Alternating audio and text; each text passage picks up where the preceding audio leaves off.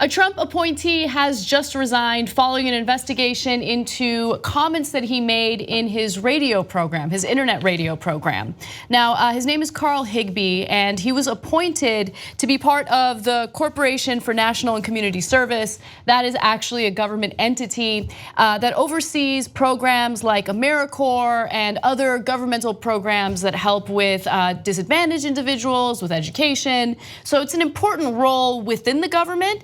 But CNN did an excellent investigation into some of the statements that he made back in 2013 and 2014, and it was a doozy. It was a doozy to say the least. So let me give you the details on that. Now, Carl Higbie, while recounting a time that he placed an advertisement to give away free firewood, said the black race had, quote, lax morals. He added that black women think breeding is a form of government employment. He also elaborated on this a little bit. He said, one person was actually cordial to me, every other black person was rude. They wanted me to either load the wood, completely split it for them, or some sort of, assistance in labor. And I believe that this translates directly into the culture that is breeding this welfare and the high percentage of people on welfare in the black race. It's a laxed morality. Well, look, among the different issues I have with him is grammar. I know it's the last of the issues, but it's a lax of morality. This guy is a government official. And I'd like to note, much more importantly, that he's a government official whose job is to direct the public image and messaging for the department that he's in. Right, so some would argue he wasn't the right fit for that role, which is why he has decided to resign following the reemergence of some of his statements. Now, we have audio of some of the things that he said. I read you some of his quotes in regard to black people, but he is an equal opportunity hater. He has gone after the LGBT community, he's gone after Muslims, he's gone after pretty much everyone. And he also thinks it's totally acceptable to shoot undocumented immigrants as they attempt to cross the border into the United States. But let's go ahead and listen to his comments about Muslims. Go back to your Muslim shithole and go crap in your hand and bang little boys on Thursday nights. I just don't like Muslim people. And people always rip me a new one for that. They're like, Carl, you're racist. You're sexist. You're fat. I'm like, Jesus Christ. I just don't like Muslim people because their ideology sucks. Well, people are like, well, you can't hate somebody just for being Muslim. It's like, yeah, I can. Do you hate people who rape little boys? Well, they said, oh, of course, they're just terrible people. Well, yeah. Well, most Muslims believe that, to have sex with men is okay, which I don't like at all. But second off, it's the ideology of a child molester. The ideology of a Muslim is what I don't like. They are screwed up in the head, and it pisses me off. I just wish like the far right would get their stories, like at least be consistent, because on one hand, they'll go after Muslims because of what they do to gay people. And then they'll turn around like this guy talking about how they're in favor of men having sex with other men. I mean, get your story straight. Like, you guys need to be a little consistent with your propaganda. And it's not like he's such a big fan of gay people either. He has, just as he collated being a Muslim with raping little boys, he did the same thing for gay people and talked about how people who are gay are more likely to rape little boys. So it seems like a... Yeah, so that's the thing with right-wingers. They pretend to be concerned about some groups of people when they're just, all you have to do is wait a couple of minutes for them to turn around and hate those people too. Like, oh yeah, no, I don't like Muslims because they discriminate against gays, but the gays are the worst, right? So, I mean, this guy, he said both things, right? So, and Anna, you're right. How many times have you heard right-wingers talk about, oh no, hey, no, it's not that I'm bigoted against Muslims. It's just they're throwing gay people off of rooftops. And if you're a real liberal, don't you hate the way that Muslims treat gay people? If you're talking about fundamentalist right-wing Muslims, yes, I hate the way they treat gay people. That's true. That's their right wing. That's their fundamentalist. That's their Looney Tunes, like this guy, right? Well, and hey, birds of a feather, okay? When you are Looney Tunes, also hate gay people, right? And they also hate Muslims. Why? The connecting fiber is hate. Right, and also, again, it's not like he has this, obsession with only hating one group of people. He seems to hate everyone. I mean, it was amazing how many video snippets CNN was able to find of him hating on several different groups of people. And what I noticed in all of these statements was this consistent theme of utter ignorance. I mean, okay, so what he said there about Muslims being in favor of men sleeping with men, obviously that's not true. And then he says this about African Americans, which I found fascinating. The whole African American thing gets me whipped up because it's like 99%, and I'm paraphrasing here, of people who write down African American have never been to Africa. But that, okay, I'm Armenian American, I've never been to Armenia. Saying that I'm Armenian American means my background is Armenian. That doesn't mean I've been to Armenia. I mean, it's just this like weird ignorance that he has. And why does that get under your skin? Why does it bother you that they refer to themselves as African Americans? I mean, what would you like to refer to them as? Yeah, that's another good question, or I don't want to know. But you know why they're called African Americans? Because they came from Africa. Do you know how they came from Africa? Right, okay, so, but he doesn't care about any of that. And Anna, it's funny, I wrote down this, like, I don't know, you guys might have seen me taking down a note. The one word I wrote was ignorant. Yeah. Because sure, it's super easy to call him bigoted and racist, and he is all those things. By the way, we'll get to his apology, because he did apologize. But to me, the more important part was the ignorance. Like, majority of Muslim men wanna have sex with other men. Like, where's that poll coming from?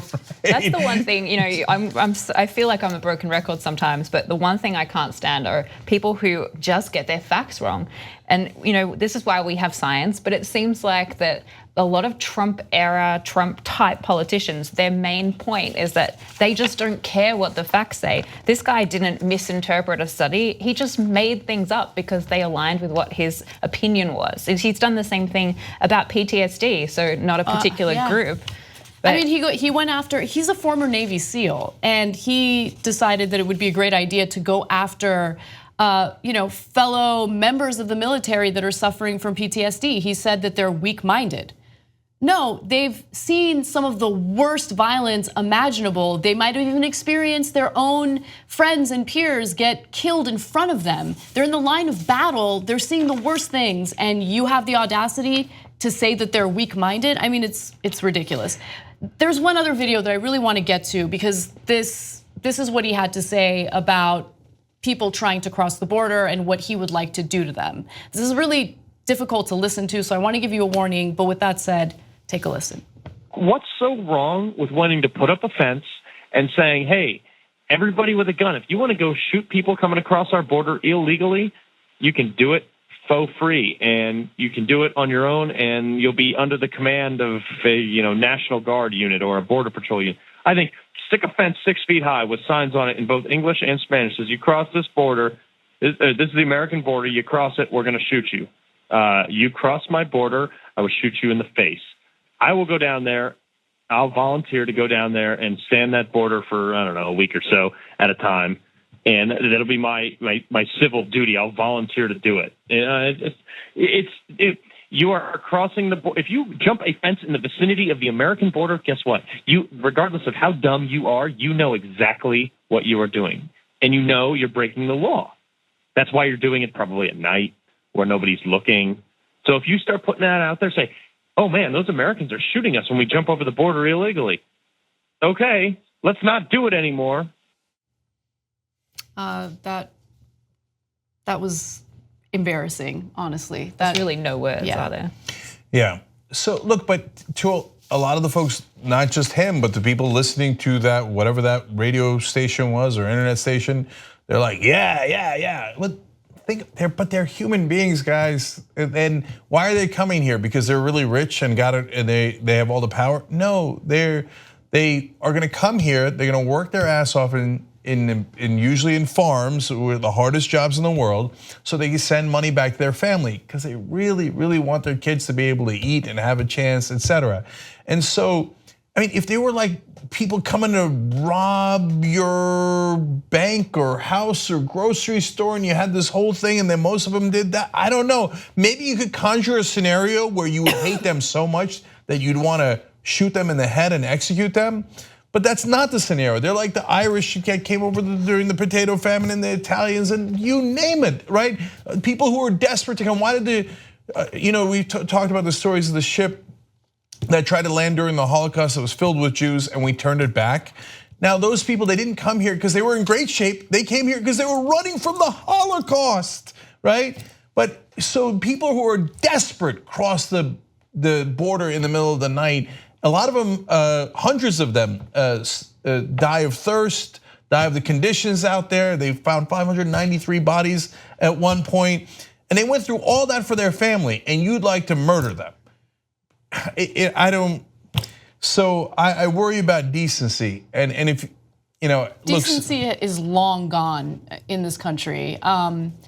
It just is. And these are radio shows that he did back in 2013 and 2014. So this is before Trump was even really a serious thought as a presidential candidate.